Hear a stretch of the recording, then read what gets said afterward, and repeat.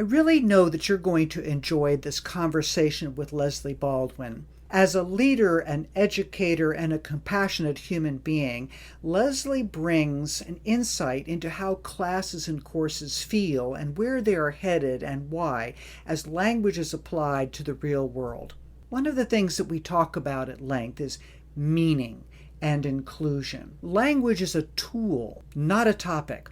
And in the United States, we tend to think of it still as a topic, one class among many. But students find it meaningful when the educators help them to understand what their language proficiency is going to be able to do for them in the world. And when they are exposed to the cultural variety of the world, such that they see a variety of family types, culture types, community types, skin types, everything that helps them to realize that the world is a diverse place. And when they recognize that the world is diverse and that they have a language to explore it, enter into it, and contribute to it, they feel that they belong in the world, belong in the school, belong to humanity. Enjoy this podcast with Leslie Baldwin. Hi, I'm Norah Jones.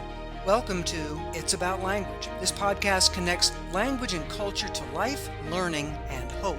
You'll experience insightful conversations with creative leaders in the fields of education, business, arts, and science. My guests shed light on the impact of language and culture on individuals and society as they share their stories and experiences. You'll be informed and inspired as we explore how language and culture make us human and bring hope in the midst of a challenging world.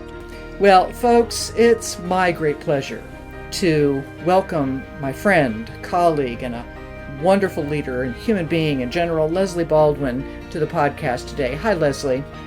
Hi, Norah. I'm really happy to be here. I appreciate being asked. Well, I know everyone that listens to you is going to be very appreciative of what you've got to share, because indeed, I just think about all the leadership opportunities that you have shared, that you've taken advantage of in sharing your leadership with others. I'm making sure that people recognize that you're not only the World Language Director for Winston-Salem Forsyth County Schools in Winston-Salem, North Carolina, but also the Executive Director of SCOLT, the Southern Conference on Language Teaching, and also an adjunct instructor at the University of North Carolina at Greensboro. That's a lot of things to have on your plate, Leslie. And what is it that drives you that way? What brings meaning to your life when you are engaged so much with world languages and all those different levels? That's a good question. It is a lot on the plate, but it also, all of those things just give me different experiences that all build on each other and interact with each other in great ways. So my work with SCOLT really gives me a broad network across not just the Southeast, but the country, really, it's all about how do we help make things better. How do we help make things better? And the question I have for you is, what is the role of, well, you had said to me at one point about being passionate about facilitating meaningful language experiences. What are meaningful language experience? What makes meaning in this area of teaching, learning, and application? I think that's a good question, and I think the answers are as varied as our students are varied. Like, what is meaningful to them? And so, I can pretty much bet you that for the majority of our students, sitting around and filling in verb charts with conjugations all day is not what is meaningful, which is the experience of many of our administrators, if they are, of a certain generation, and is the experience as learners of many of us as educators too, depending upon, what our own language learning experience was.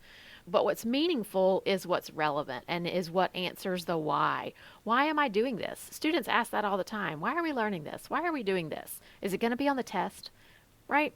Yep. So So what is it that's meaningful for them? What makes it applicable? And so yes, the verb conjugations are important because we want to be able to speak well and be understood well, but we have to get to the why. Why are we learning this? Why do we have to know how to do that? Well, it's so that we can communicate about preferences and likes and dislikes, or it's so that we can communicate with this group of exchange students that's coming in, or it's so that we can help a student who's just arrived at school and is having difficulty with English and navigating things. That's the why behind it, and that's what makes it meaningful. I just talked to a parent yesterday. Actually, her children are in one of our Spanish immersion programs. They're in sixth grade. And one day this year, one of her children, she saw him because she works at the school too. She saw him taking a kid down to guidance and she said, "What are you doing?" He said, "Oh, well, he just got here and this class isn't working for him and we need to get his schedule changed, but he doesn't speak enough English and I'm going to go to guidance and help him." That was meaningful for that student, for both of them. That's huge. It's absolutely huge. So meaning is about relevance for the students, and if that camping unit from the textbook is not something students can relate to because they don't go camping and they don't know what that is, then that's not meaningful. And so we need to think about a different context to present language in so that they are talking about something that has meaning for them. Now, Leslie, language studies happen in institutions, and institutions usually have expected outcomes and maybe not only standards, but also objectives that they expect students to meet, and therefore topics often. How do you navigate, I really mean here, these waters of what you just said about the meaningfulness to students and what is been traditionally anyway meaningful to administrators, meaningful to school boards? Sure. So there has to be kind of a bridge there, right? Yeah. To help everyone understand what are the goals, what are we trying to do, and how do we articulate that. So we do have exit expectations. North Carolina has set exit expectations, proficiency expectations for our courses, and our objectives are aligned with those proficiency expectations and modes of communication. So we're well aligned with ACTFL's national standards. That helps our language teachers really kind of focus on here's what students need to be able to do by the time they leave my course. Here's what they should be able to do in the language, whatever the language is, regardless of which specific language it is. And that helps us get around that idea of, oh, if they haven't memorized this set of vocabulary, they can't do the next thing. It's not about that. It's about the language skills and the functions. And so our state standards actually really do help in that. And then we have to kind of, no pun intended, translate that for administrators and for parents. And what does this mean? What does this mean they're going to learn? Well, they're going to be able to do these kinds of things. And that's where the can-do statements really help us as well to make that more user-friendly language instead of in the kind of language educator speak. As a career educator and certified Gallup Strengths Coach, I engage with you and your team to bring energy, focus, and breakthroughs to all you do. Fluency Consulting provides workshops, presentations, talks, and team building events for K-16 educators and education-oriented organizations and businesses. Get energized, experience new insights, pathways, and perspectives.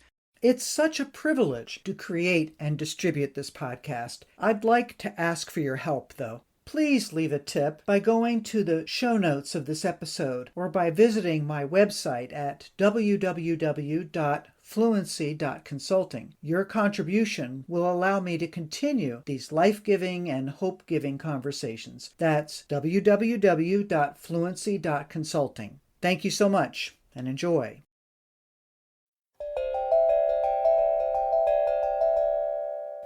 Talk to our listeners a little bit about the can-do statements, because not all are familiar with what is it that those statements state that students say they can do. So the can-do statements are really helpful because they basically take the actual proficiency and performance guidelines, which are extremely helpful, and put them in student-friendly language, and do that by proficiency level and by mode of communication. So again, they align really well with our state standards and with many others. But it also helps teachers take those and look at their units and look at their end goals for the unit, and then provide the students with the can-dos that say, okay, by the end of this unit, these are the things you're going to be able to say you can do. And as they go through that unit, they're doing specific activities, formative assessments, all sorts of things that are helping students to be able to do those specific skills. And usually they're specific to the unit. So it might say that, they can talk about things they like to do and don't like to do after school or something like that. So it gets a little bit more specific to the context of the things they're going to be talking about, writing about, and those sorts of things. And so we have district thematic units for the teachers that are aligned to the can-dos, our state standards, and help teachers and students kind of look at what are these end goals, what are we going to be able to do by the end of this unit. But they also allow for some freedom within that so that the teacher can respond to student specific interests and what might be more relevant for this group of students versus the one they had last year. Thank you so much. Now, in what ways, especially as a leader of various organizations, you even mentioned the National Association of District Supervisors of Foreign Language, the NADSTFL, earlier, how is it that these might have changed? What have you seen? What growth are you seeing? And where is it headed in order that language continues to grow in its relevance for this global community we've got going here? I've definitely seen more of a change, certainly more of a change to that whole, what we've been talking about, that whole communicative proficiency approach. So as opposed to, by the end of level 1, I have to get through chapter 7 or whatever it might be, to really talking about by the end of level 1, here's what my kids are going to be able to do with language. And they're going to be, at a novice high level. They're going to be starting to put sentences together on their own. But here's how I'm pushing them to that next level by giving them the scaffolds and the supports to create sentences, to create paragraphs with some assistance. So I've really seen that shift from kind of that focus on what is the textbook telling me to do, which can be a helpful resource, but is not our curriculum, is not our standards. So kind of moving from that, I'm not at chapter 4 yet, to we're in this unit and these are the skills we're working on, and my students are having a hard time with this particular skill, but here's how we're working through that. So really just kind of a different focus. And again, getting at that why, not just the what, but why are we learning this? Why does it help me to learn, this particular structure, this particular grammar, this particular vocab? Well, it helps me because I want to be able to talk about X, Y, or Z.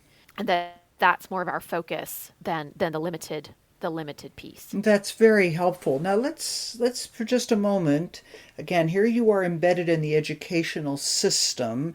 You're connecting in language, and it's like what we're going to talk about.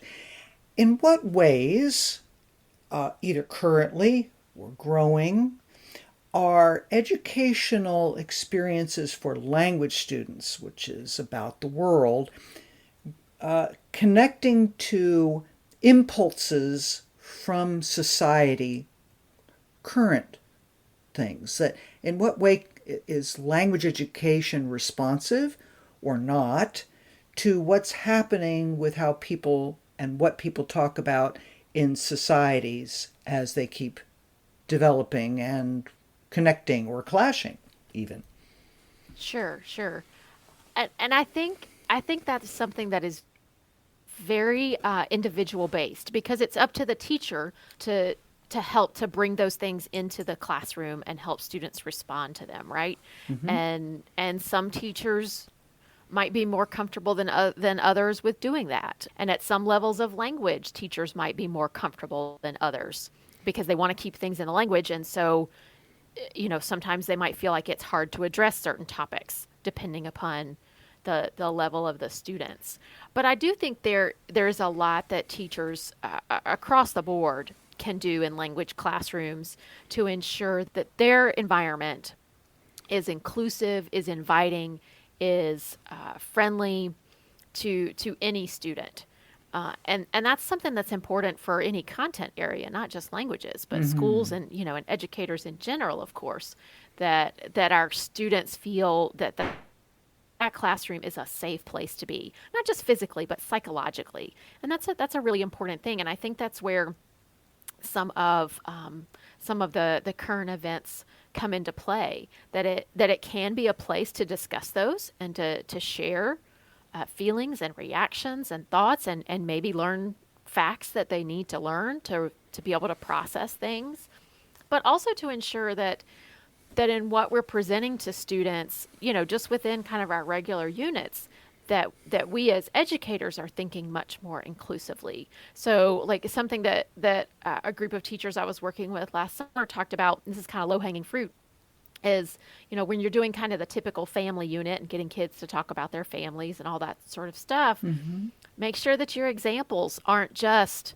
the mom, the dad, the two kids, because that's almost not a normal family anymore in many respects. All right.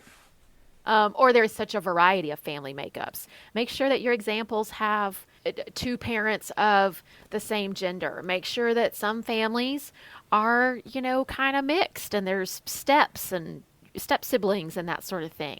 Show some families of single parents. Just, make sure that the images are widely representative of ethnicities and races from a broad spectrum of the target culture, but maybe their own as well.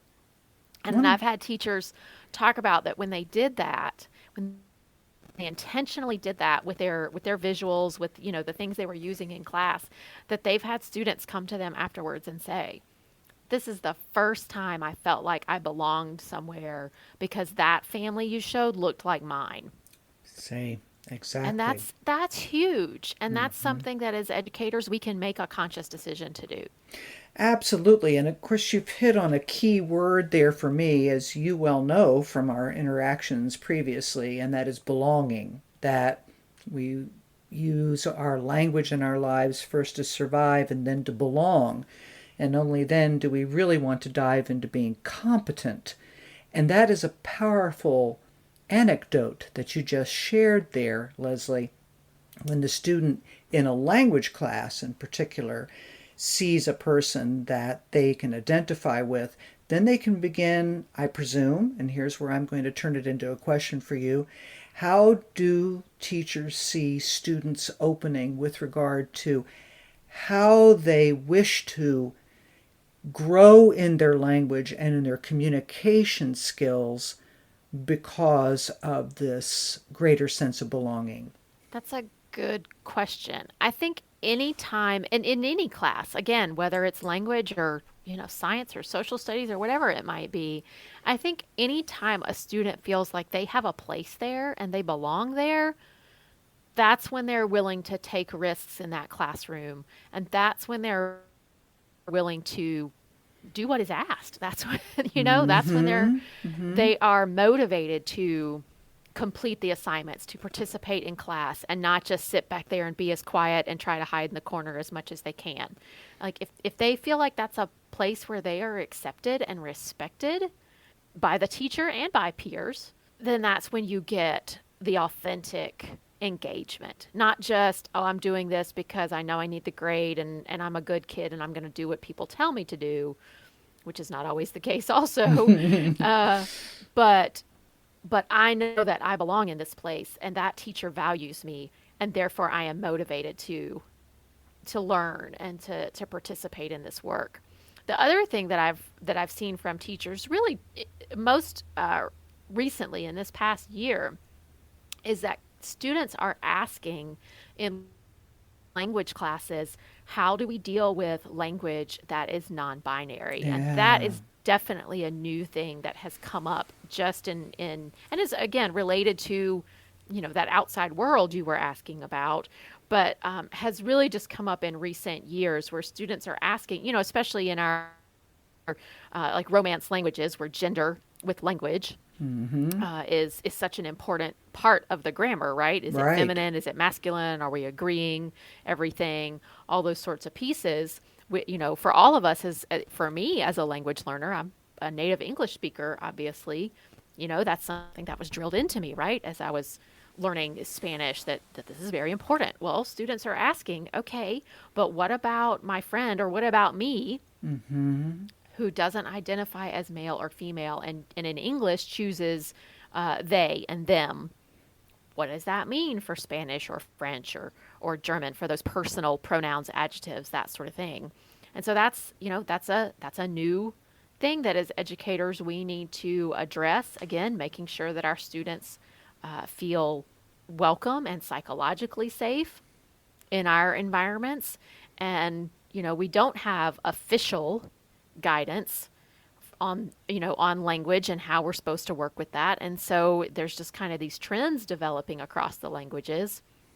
But that's just, a new piece that our teachers are dealing with. Do you think that there needs to be not a position? I don't mean that.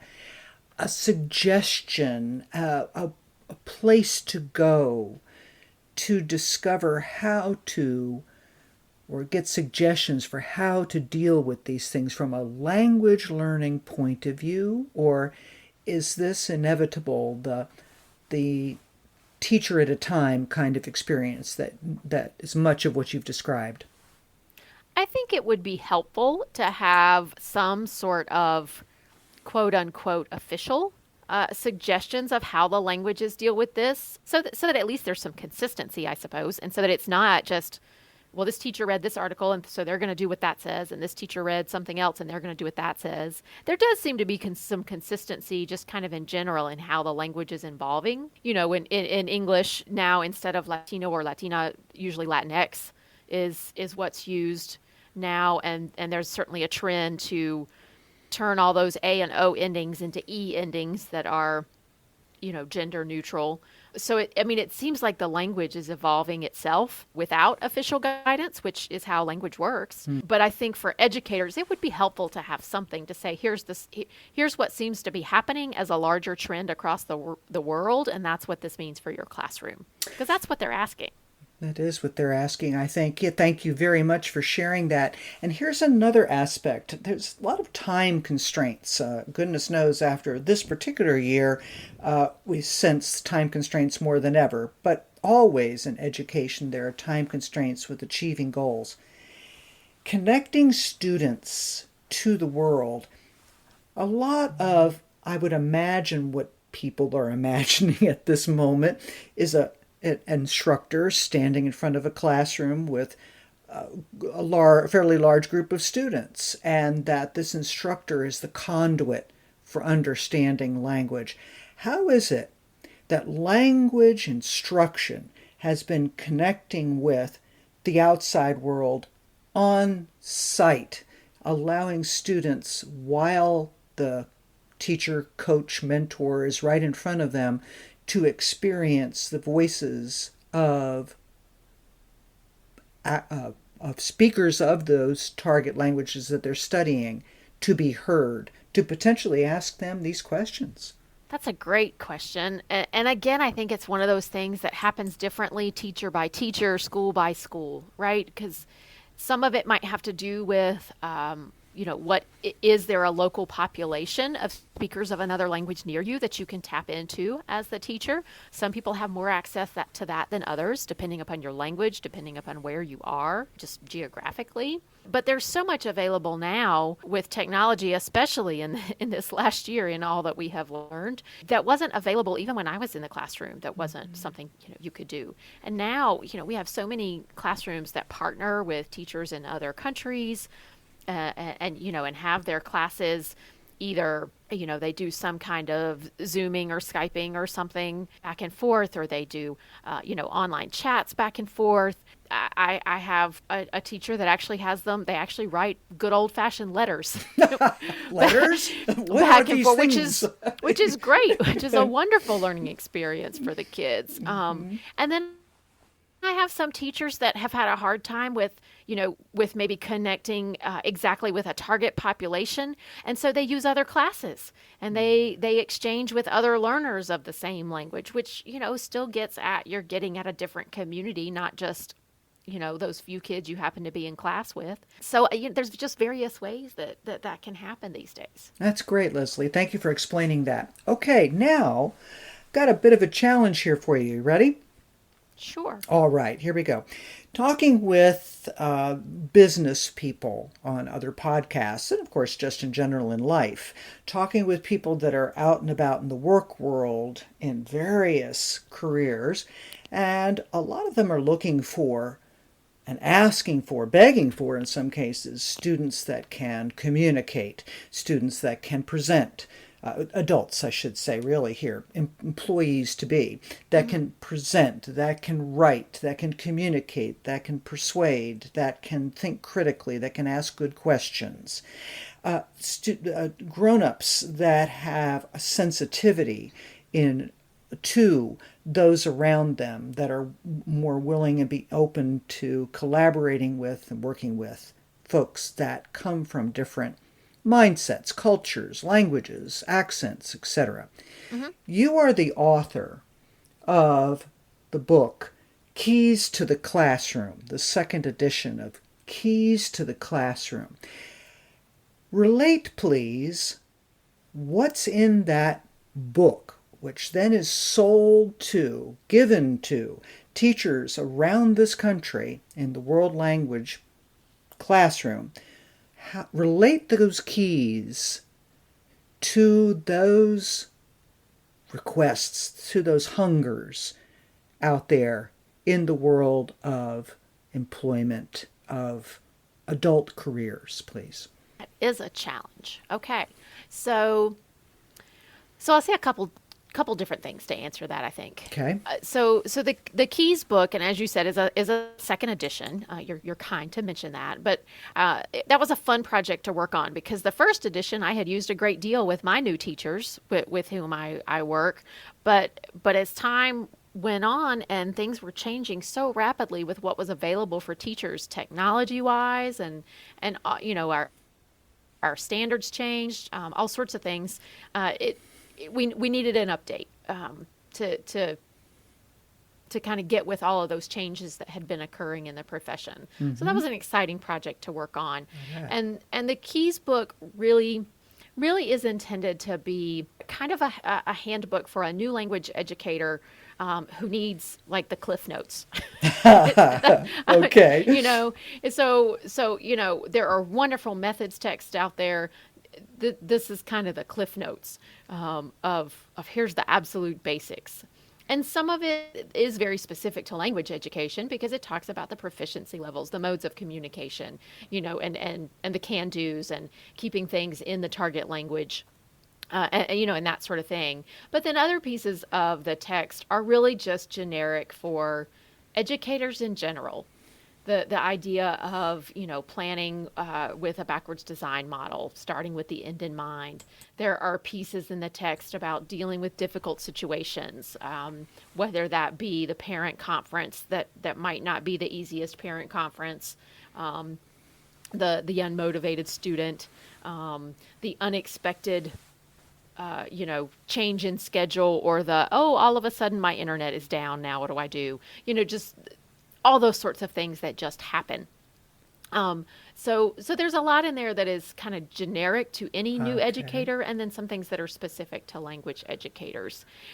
As far as that whole piece of what the business community is expecting of our graduates and needs of our high school and our college graduates, again, I think those are those things that are universal to any educator, that's what we have to be preparing our students to be able to do. That they have to be able to, work on a team, work with others. They have to be able to communicate effectively, whether it's in English or a language other than English, right? They have to present themselves well, and have all these different skills. And so I think that's up to all of us to work on together. One thing, I know my good friend and your good friend, Carmen Scoggins, told me from this year, that they had to work on at her school, with everything being virtual, and the kids are at home, they're teaching virtually, and there's just all this, email interaction with the students that in the past hasn't really been a part of, how they worked with students, right? Uh-huh. Well, she said we had to teach them how to compose an email and not put everything in the subject line, and not just, blurt out the demand, so to speak, right away without saying, Miss Scoggins, or, Senora Scoggins, comma, how are you today? And then here's my request, or something like that, Yes. So Yes. she specifically talked about that was a skill they had to teach kids. Well, that's one of those skills, right? That's part of communication in today's world. Is you need to learn not to type in all caps because somebody's going to think you're yelling. You need to learn not to put everything in the subject line, and to compose your message appropriately, and use periods and capital letters because you're not texting your friend. Those are just important pieces for our students to learn, so that they can present themselves well when they go on to whatever their next step is. And there are some pieces about things like that in the text. In part, as the teacher, you are the model for that. And so make sure that your own communication models what we expect of our students as well. Indeed, that modeling is probably one of the biggest teachers of all, I would imagine. That's great. Thank you, Leslie, so much for sharing all that. Okay, now I've got one last question for you, if you would. Okay? All right. Here, I'd like you, if you please, when you turn to those that have been listening to this wonderful exploration of what language is, how it's used, how they learn it, when you turn one last time to the listening audience and you say, I want to make sure that before we stop today, everyone has heard me say, or knows they're invited to, or knows they need to, whatever that is for you, what's your last message for those listening today? That might be the hardest question you've asked. I'm so happy from that. Let's see. I think just that as language educators, we have to remember that first we are educators, and that means we are educating the whole child. Our focus is on the language that we are passionate about, the culture that we are passionate about, and that's what makes our classes fun and interesting, is because we have that target language, that culture, all of those rich things to bring to the classroom. But first we are educators, and it's our responsibility to make that environment a pleasant place for students. And that means a lot of different things. That's visual, it's physical, it's also psychological. And that's just a really important piece. And our decisions as adults impact our learners. And we have to remember that and be intentional about that and cognizant of that. Because sometimes we don't recognize what our actions are and how they're impacting students. And it's so important that we are introspective about that and think about that critically, so that we are impacting students in all the positive ways we possibly can. That was a powerful exhortation for a person that was taken aback by the question, Leslie. Typical of you, how articulate and especially compassionate that was, because indeed the whole human person is sitting in front of us in any classroom. Certainly language classrooms, we feel it in particular because we're connecting people around the globe. Leslie, this has been a great pleasure speaking with you today about language and meaning and connection and compassion and growth. I'm hoping that you feel that you've been able to express what you wanted to express to folks about what makes your work meaningful to you and to others. Well, I just am honored to be here today and humbled by the request to join you and appreciate it very much. And I would be remiss in my role as Executive Director of SCOLT if I did not invite all of the listeners to Norfolk in March for an in-person, yes, you heard it, an in-person SCOLT conference. And you can find out more on our website, scolt.org. Wonderful. And the SCOLT.org and other resource connections and links and suggestions from Leslie are, in fact, on my website, fluency.consulting. So I look forward to everybody checking out that website always. And yes, Norfolk, Virginia, and come one, come all, on site, live with real people, Leslie. That's exciting indeed. It is. It is. We are excited and looking forward to it. Leslie, thank you again, and may you continue to enjoy a summer, which I know is very busy for you as a leader, filled with classes, courses, workshops for both students and teachers. Thank you, Norah. It's been great to be here today. Thank you so much for listening to this episode. Please share it and follow our socials at fluency_consulting. Check out my website, fluency.consulting, for more information on this guest and all my guests. And please donate, as it makes it possible for me to create and share these podcasts. Thanks, and we'll see you next week.